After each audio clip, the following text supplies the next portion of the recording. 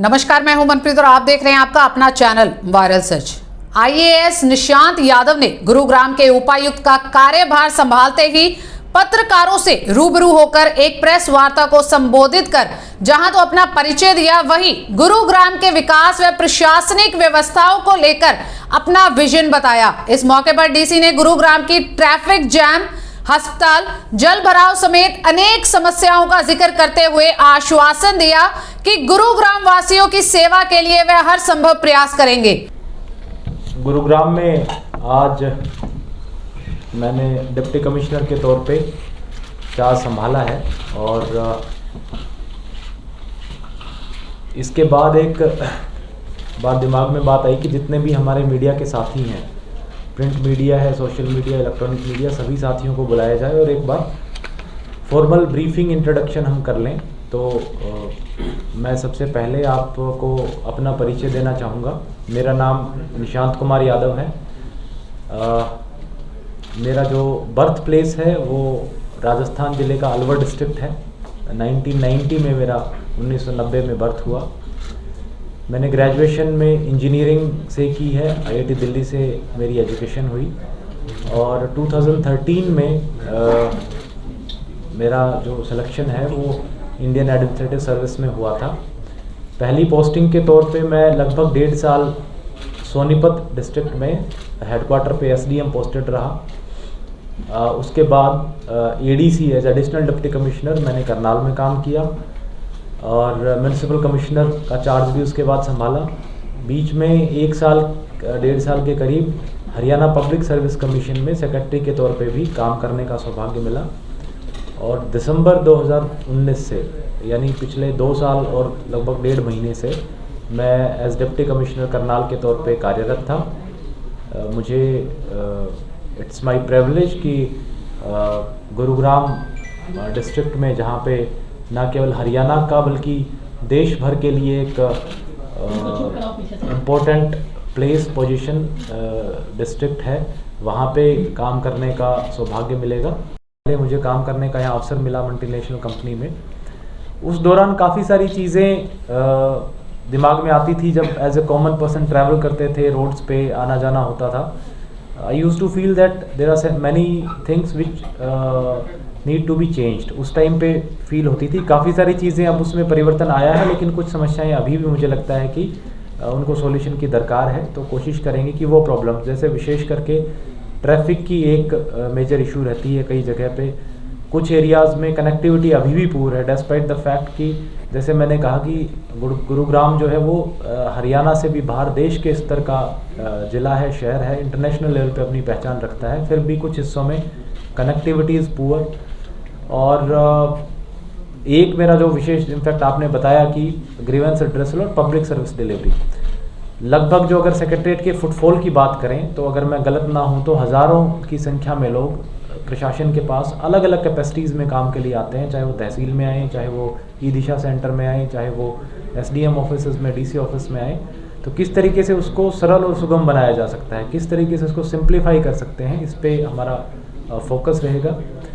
साथ ही फोकस रहेगा कि जो हमारा स्पोर्ट्स इंफ्रास्ट्रक्चर है, इनफैक्ट मैं ज्वाइन करने के जस्ट बाद स्पोर्ट्स के कुछ लोग थे वो मिलने आए थे, उनसे चर्चा हो रही थी।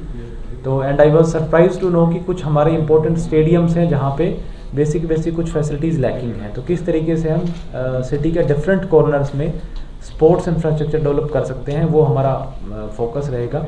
करनाल में भी हैव ट्राइड स्मार्ट सिटी की तरफ से एक एस्ट्रोटर्फ स्टेडियम बनाने का प्रपोजल जो है वो टेंडर लगा है।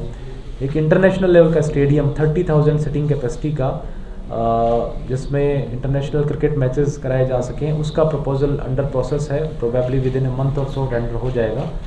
सो कोशिश वहाँ रही थी कि स्पोर्ट्स इंफ्रास्ट्रक्चर डेवलप करें। सेम प्रयास मेरा यहाँ भी रहेगा।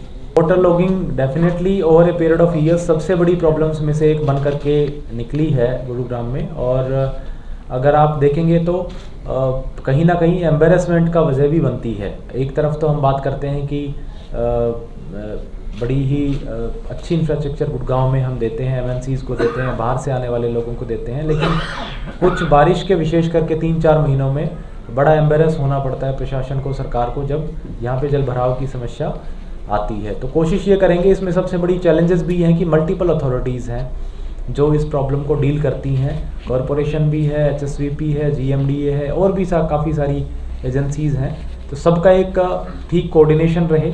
जो ट्रेडिशनली वाटर लॉक्ड एरियाज़ रहे हैं उन पे हम अभी ऑफ सीज़न है, इस समय ही वर्कआउट करके उनके जो वाटर ड्रेनेज का व्यवस्था करें ताकि उस समय हमें कोई परेशानी ना सामना करना पड़े। So basically the entire idea why this controlled area concept was brought is that जो हमारा डेवलपमेंट हो वो प्लान्ड हो, एंड जो अनऑथराइज्ड कॉलोनीज हैं, जैसे यू राइटली पॉइंटेड आउट, उनको ना डेवलप होने का अवसर मिले।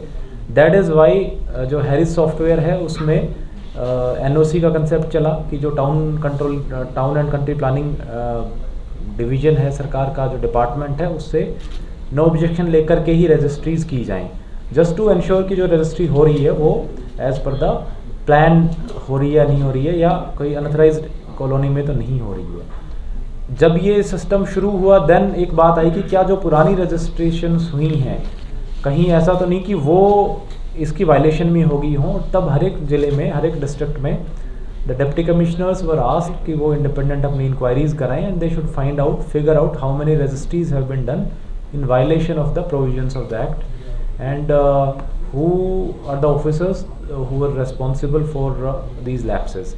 अकॉर्डिंगली एज आई नो के गुरुग्राम एंड करनाल 2 डिविजन्स की रिपोर्ट सरकार के पास चली गई है, बाकी 4 डिविजन्स की report is yet to be finalised. देखिए, जैसे मैंने बताया कि Gurugram is a district of national importance, तो एक तो यस इश्यूज़ भी ज़्यादा होते हैं और दूसरे वो हाईलाइट भी बड़े ज़्यादा होते हैं।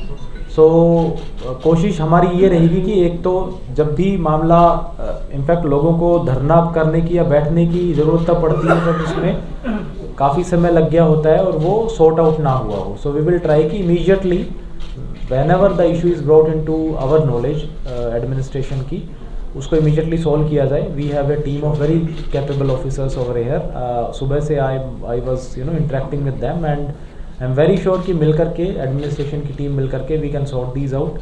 दूसरा एक इसका रास्ता हमने ये भी सोचा है कि किस तरीके से एक्सेस जो है एडमिनिस्ट्रेशन की उसको इम्प्रूव किया जाए, सो दैट एवरीबडी, हर किसी को यहाँ सेक्रेटरीट आके अपनी कंप्लेंट रजिस्टर ना करानी पड़े। सो इसका भी विल फिगर आउट समथिंग। कोई हेल्पलाइन नंबर्स हैं उनको हम एक्टिवेट करें प्रॉपरली, कोई व्हाट्सएप नंबर्स दिए जाएं, इसके अलावा ईमेल आईडी सर्कुलेट की जाएं जिस पे लोग अपनी रेगुलरली कंप्लेंट्स भेजें, उनकी स्टैंपिंग हो बाकायदा, उनका लॉग्स बने प्रॉपरली और उसके बाद उसका एक्शन बने और एक्शन टेकन रिपोर्ट आए। करनाल में I can share the experience कि कंट्रोल एंड कमांड सेंटर बना है, उसमें जो there are 20 leased lines, basically telephone lines, उन पर कोई भी कॉल करता है तो उसका लॉग जनरेट करने का प्रोविजन है।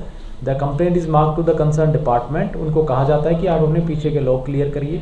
जैसे ही कोई एक्शन उस पर होता है तो it is communicated to the citizens also कि आपकी कंप्लेंट पे whether it has been resolve और नॉट, नहीं रिजॉल्व हुई है तो क्यों नहीं हुई है, अगर नहीं हो सकती है तो इस वजह से हो नहीं सकती है, एज पर नॉर्म्स नहीं है। तो जो भी चीज़ है उसको कम्युनिकेशन की जाती है। सो वी विल ट्राई कि इस तरह का कोई मैकेनिज्म हम यहाँ बनाएं ताकि ग्रीवेंस एड्रेसल ईजी हो सके। एयर पोल्यूशन को लेकर के इनफैक्ट जो सेंट्रल एजेंसीज़ हैं, चाहे वो नेशनल ग्रीन ट्रिब्यूनल हो या ऑनरेबल सुप्रीम कोर्ट हो, AIQM हो, जितने भी हमारी सेंट्रल एजेंसीज़ हैं, they have been constantly monitoring और उनकी तरफ से डायरेक्शंस आती रही हैं। हम कोशिश ये करेंगे कि जो डायरेक्शंस आती हैं, फॉर एग्जांपल कुछ समय के लिए कंस्ट्रक्शन एक्टिविटीज़ बंद की जाती हैं, कभी ट्रांसपोर्ट एक्टिविटीज़ में कुछ चेंजेस का प्रावधान आता है, तो उनको हम प्रॉपरली एनफोर्स करें। एंड पर्टिकुलरली जो विंटर सीज़न है जहाँ पे इस तरह की सिचुएशन बनती है, स्मोक की सिचुएशन बनती है, ब्रीदिंग इश्यूज आती हैं, उसमें we will have to be more careful. So उस डायरेक्शन से हम स्टेप्स लेंगे। हॉस्पिटल आई वाज इनफैक्ट मुझे CMO साहब ब्रीफ कर रहे थे कि उसके डिमोलिशन इज इन प्रोग्रेस, मैं उसको सुपरवाइज करूँगा। इसी तरह तमाम अपडेट्स के लिए बने रहे हमारे साथ और देखते रहे आपका अपना चैनल वायरल सच। और आपके अपने चैनल वायरल सच को लाइक और सब्सक्राइब करना मत भूलिएगा। नमस्कार।